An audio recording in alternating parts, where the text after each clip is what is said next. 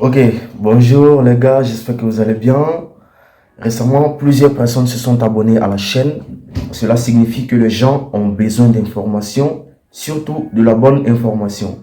Et comptez sur moi, tout ce qui concerne le NoFap et la rétention séminale, je suis en fait bien placé pour en parler parce que j'ai accumulé beaucoup d'expérience, parce que ça fait 4 ans que je le fais. Et donc, je suis vraiment, je peux dire, je suis doué là-dedans, sans vouloir me vanter.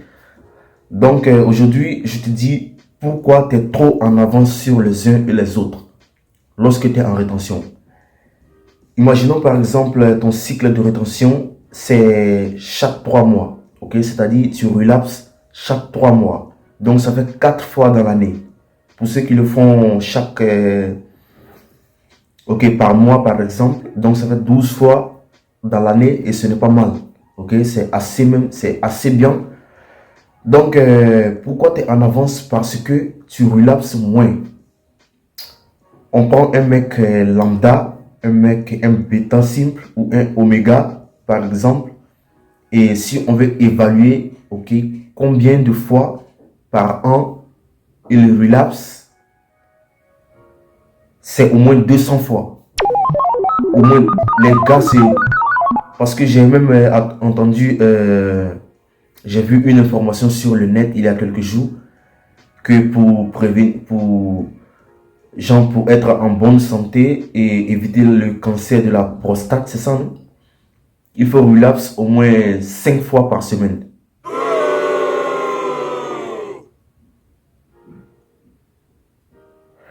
Bon, ce sont les scientifiques qui le disent. 5 fois par semaine. Les gars, sache que tu es aussi un scientifique. La science, c'est d'observer le monde et de comprendre le monde. Je sais que si je mets ma main au feu, ça va me brûler. Je sais que si je dors toute la journée, je ne vais pas accomplir mes objectifs. Je ne vais rien foutre de ma vie. Tout ça, c'est la science. Donc, n'accepte pas qu'on te dise qu'il faut relapse 5 fois par semaine pour être en bonne santé et éviter le cancer de je ne sais quoi.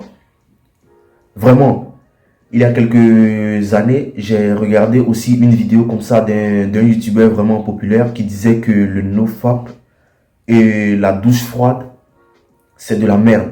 Ok, il n'a pas dit c'est de la merde, il dit ça ne sert à rien. Et lorsque j'ai écouté cette information, en ce moment j'étais en NoFap, je sais pas, 3 ou 4 mois comme ça. En fait, j'étais vraiment chaud là. Et lorsque j'ai écouté cette information de ce youtubeur, ça m'a tellement impacté que je suis rentré chez moi et j'ai tué mon NoFap. Ok, j'ai ralasse à cause de lui. Mais aujourd'hui, nul ne peut me convaincre que le NoFap, ok, ça ne sert à rien et que c'est de la merde. Si tu me dis ça, bah, je te laisse tranquille, ok? Je t'écoute, oui, c'est de la merde, mais je n'enregistre pas tes informations. Ok? Ça rentre ici et ça sort de l'autre côté. Donc, c'est pourquoi tu es en avance sur les gens. Tu relapses moins. Pour ceux qui ont le cycle de rétention de, par exemple, 2 fois par an, c'est-à-dire chaque 6 mois, bah, tu prends une autre personne qui relapse, je ne sais pas, disons, excusez-moi, hein, qui relapse ok, 200 fois par an et toi, tu ne relapses que 2 fois par an. Il y a forcément une très grande différence sur vous. C'est comme quelqu'un qui court à... C'est comme une voiture qui court à 200 km/h et un vélo qui court à 500 mètres/heure. Ce n'est pas pareil. Ce n'est vraiment pas pareil. Donc c'est pourquoi tu es réellement en avance sur les gens. Et pourquoi tu es aussi en avance sur les gens? Parce que tu fais beaucoup plus de choses. Ok? Tu fais beaucoup de choses à la fois. Comme par exemple, tu crées des vidéos, tu joues à la guitare, tu lis des livres. Ok? Et tout ça, tu le fais dans une semaine, tu peux vraiment faire beaucoup de choses. Parce que tu as l'énergie pour le faire. D'accord? Et aussi, tu t'entraînes régulièrement, tu vas en salle régulièrement. Ce n'est pas de ta faute parce que l'énergie te demande de bouger. L'énergie te demande de faire des choses. Et lorsque tu fais ces choses-là, ça a de l'impact. C'est sûr, ça a de l'impact. Si tu vas en salle tous les jours, ça aura de l'impact sur toi physiquement. Et mentalement aussi, ça aura de l'impact sur toi. C'est comme si tu lis des livres, ça améliore ton vocabulaire, tu es plus spontané, tu dis des paroles, tu t'exprimes plus bien, ok? Tu dis des choses vraiment qui ont de la voix, quoi, tu comprends?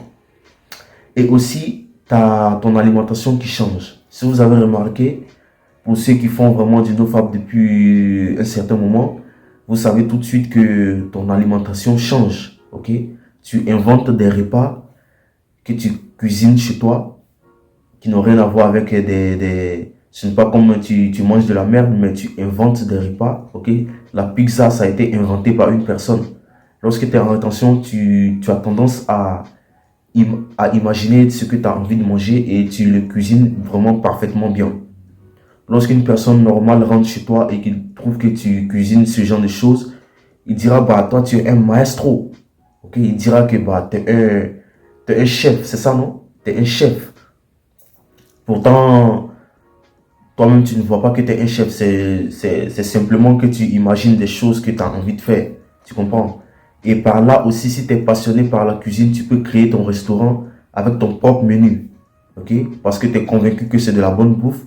Et tu imagines tes repas et tu le fais. Et tu as de grandes chances que ça marche parce que c'est différent. Ok? C'est différent.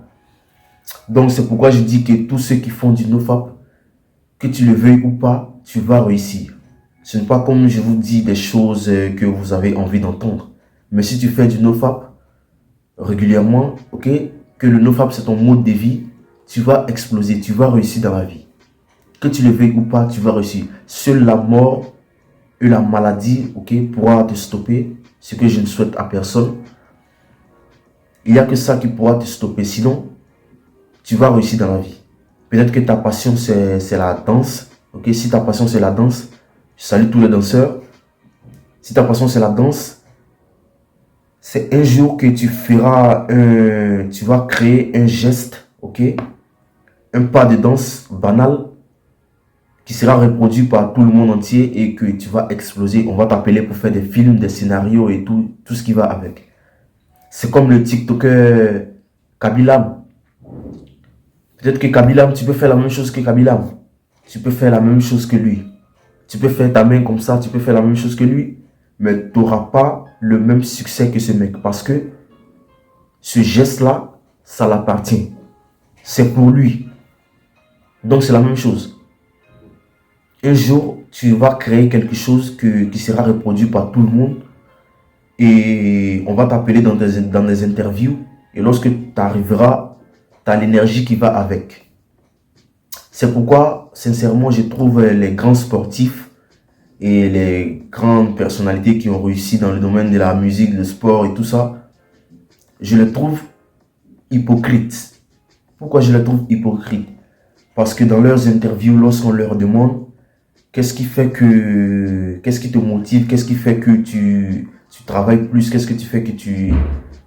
Le mec, il te sort comme ça que bah, c'est son passé et qu'il est passionné par cela. C'est vrai que tu es passionné par cela. Mais il y a le NoFap aussi qui t'a fait exploser. Dis la vérité aux plus jeunes.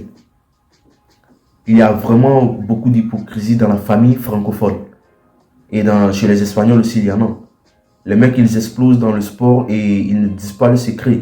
Ils préfèrent dire, bah, c'est la motivation, c'est la détermination. On est d'accord, mais dis la base. Qu'est-ce qui fait que tu es déterminé?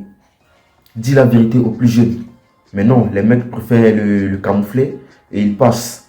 Moi, si je deviens milliardaire demain et qu'on m'invite dans une interview et qu'on me demande qu'est-ce qui fait ton succès, je dirais tout de suite, le premier point, c'est le NoFap. Il ne faut pas se branler. Arrêtez de vous branler régulièrement comme, tu vois, ce n'est pas bien. Il faut que tu aies du liquide en toi qui permet de créer de l'énergie, qui te fait mouvoir. Pourquoi aussi vous allez réussir? Parce que lorsque tu es en rétention, l'énergie te fait mouvoir, l'énergie te fait bouger. Et en philosophie, lorsque tu bouges, tu fais bouger les choses avec toi. Donc c'est obligatoire que vous allez réussir. Ça va prendre le temps que ça va prendre. Vous allez réussir à condition de ne pas vous laisser détourner par d'autres personnes et de retourner dans des anciennes habitudes. Ok? Donc, et aussi, tu deviens plus intelligent. C'est ce qu'on appelle l'intelligence émotionnelle, ok? Ton intelligence émotionnelle est plus développée parce que quand tu es en rétention, tu as la capacité aussi de détecter les mauvaises personnes, ok? Tu es trop instinctif et les femmes le comprennent. Il y a un youtubeur très... Peut-être que je vais mettre son blaze, ok, en description. Il s'appelle Dave. Il fait des contenus en relation avec la nature féminine et tout ça. Et il dit dans l'une de ses vidéos que vous savez, les femmes sont très instinctives. Et lorsque tu es en rétention, tu es aussi vraiment instinctif. Donc, il disait dans sa vidéo que lorsque une femme te voit et qu'elle sait que tu comprends sa nature et que tu es aussi instinctif, automatiquement, elle devient amoureuse de toi. Et c'est vrai. Parce que lorsque tu es en rétention, lorsque tu regardes une meuf, tu as l'impression de la connaître en long et en large. Donc lorsqu'elle te voit, elle est obligée d'être attirée par toi.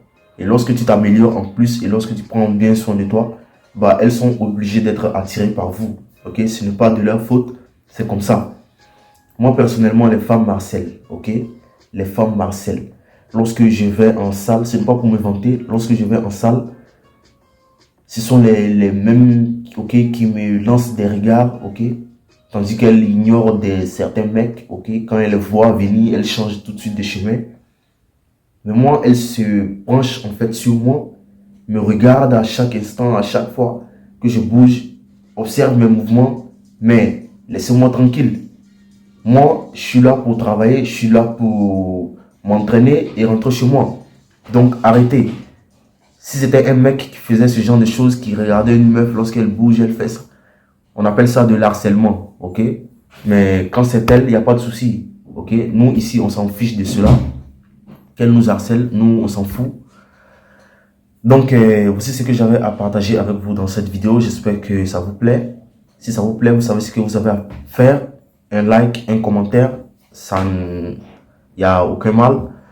Et je ne sais pas aussi si vous préférez des vidéos longues, de longue durée ou de courte durée. Si c'est le cas, faites-le moi savoir en commentaire et ça roule. On se retrouve dans une prochaine vidéo. Prenez bien soin de vous et soyez courageux.